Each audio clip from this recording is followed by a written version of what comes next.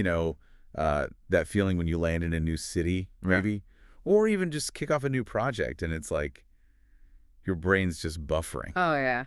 So much information, but you can't quite figure out what matters. Exactly. Or maybe you've wished you could just like absorb how someone speaks a language. Yeah. Not just the words, but the whole rhythm of it. Definitely. That feeling of being a bit lost in new info or wanting a more, well, intuitive way to learn a language. Those are the kinds of things we're digging into today. Right. So welcome to this deep dive. This is where we take the stuff you send us, our listeners, and we try to pull out the really useful bits, the key insights. And today we're diving into a YouTube video someone shared. It's called English Podcast Shadow Me. Build Your English Podcast English EP 180. Okay, and that's from the Simply Explain English channel, right? That's the one. And it's interesting. It has like two main parts. First, there's a story called Elena's Airport Adventure. Mark and Raisa narrate it. And it's designed for this technique, Mm-hmm. shadowing. Yeah, shadowing. They explain it basically as listening and then repeating almost right after the speaker, like an echo. Okay, so you're trying to match the sounds, the melody, how the voice goes up and down, not just understand the meaning right away. Precisely. It gets your mouth moving, builds that muscle memory, and trains your ear for, the little details in pronunciation and intonation. And this Elena story sounds perfect for that. She arrives at a new airport, gets totally confused. Right. Can't figure out the signs, ends up on this shuttle bus that just goes in circles. Oh no, that sounds familiar. Doesn't it? And there's this funny interaction with the bus driver, too. It definitely captures that travel frustration, but with a bit of humor. Okay, and the second part of the video. That shifts gears. It's a vocabulary section with Lisa and Eric. They break down 5 English words and phrases. Which ones? Let's see. Embarrassed, had better.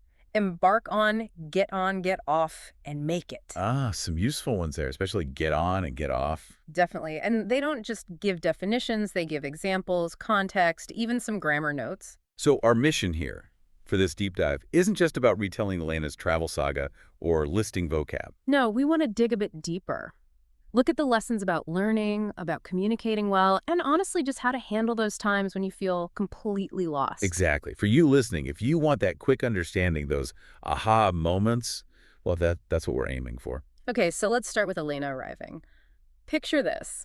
New airport, she expects it to be straightforward, but boom, sensory overload. Yeah, the script mentions busy cars, many signs, but I couldn't see the terminal building. That immediate disorientation. And that internal panic question. Where was the check-in?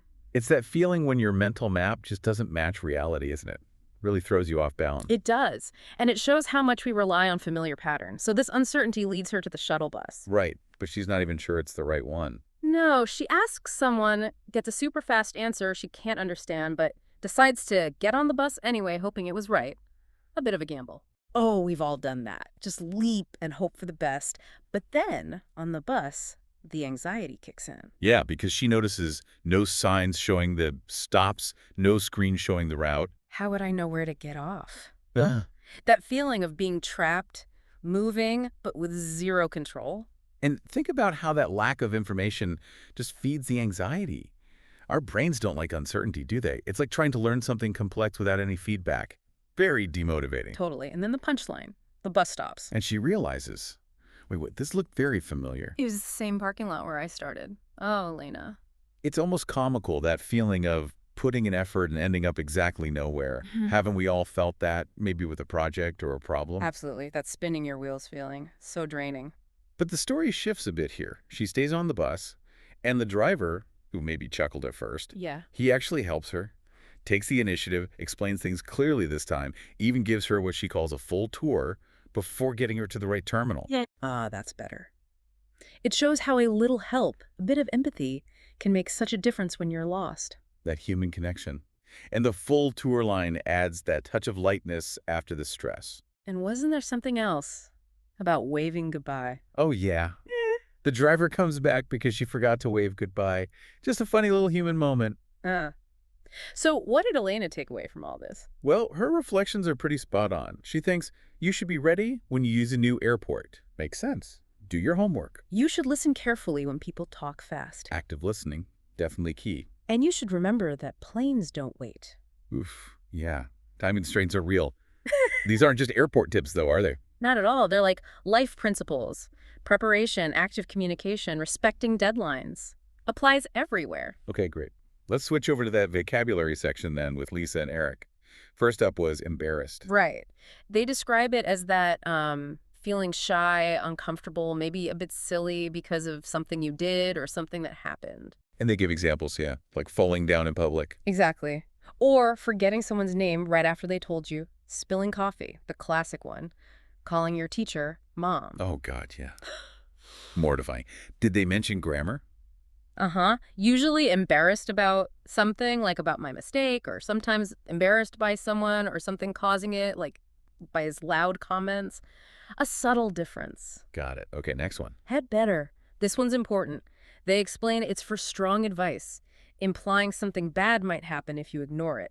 Stronger than just should. Okay, so give me an example. Like, you had better take an umbrella. Or you'll get wet. Or we had better leave now. Or we'll miss the train. You can feel that urgency. Exactly. And they note the grammar, use the base verb, no to. So had better go, not had better to go.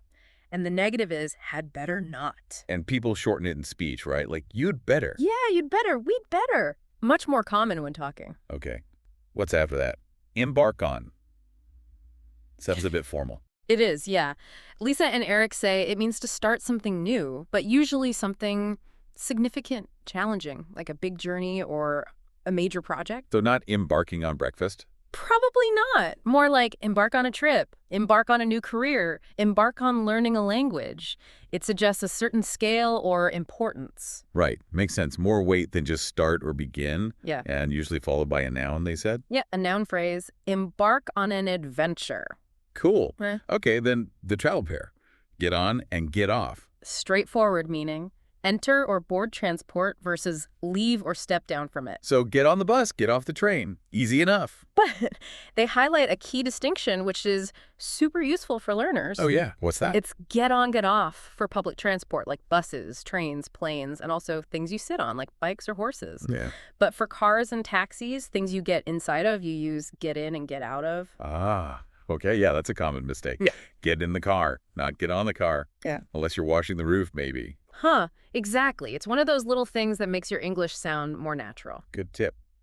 And the last one was make it. Right. Two main meanings here. First, arriving successfully, usually on time. Like, will we make it to the movie? Or I don't think I can make it by 9. Spot on. The second meaning is about succeeding or, like, surviving something difficult. Okay. Examples. They mentioned a struggling business that finally made it, or rescue teams who made it to stranded hikers despite bad weather, overcoming a challenge. It implies success against odds in that case. Yeah. And they point out we often say make it to for arrival and make it through for survival or success. And it's generally pretty informal. Okay, that's a lot of good detail packed in there. So if we pull this all together, Elena's airport mess really resonates, doesn't it? Oh, totally. That feeling of being lost, overwhelmed. It happens outside of airports too, right? When you're learning something new, tackling a complex task. For sure. And the video cleverly uses that relatable feeling to introduce shadowing.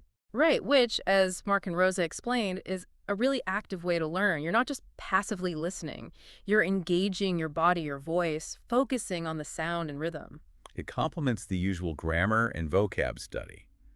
You could even think about applying that idea, that kind of active imitation, to other things, couldn't you? Absolutely. Like listening to great speakers in your field and trying to absorb not just what they say, but how they say it. Yeah, that makes sense. And the vocabulary part, it really drives home that learning a language is more than just definitions. It's about the nuances, isn't it? Like the difference in urgency between had better and should, or knowing when to say get on versus get in.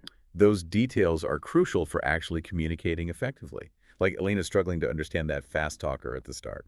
Exactly. And, Elena's whole journey, the confusion, needing help, finally getting there, it's kind of a metaphor for learning itself. How so? Well, you make mistakes, right? You get confused, you might feel embarrassed, but you keep going. Maybe you ask for help like she did with the driver.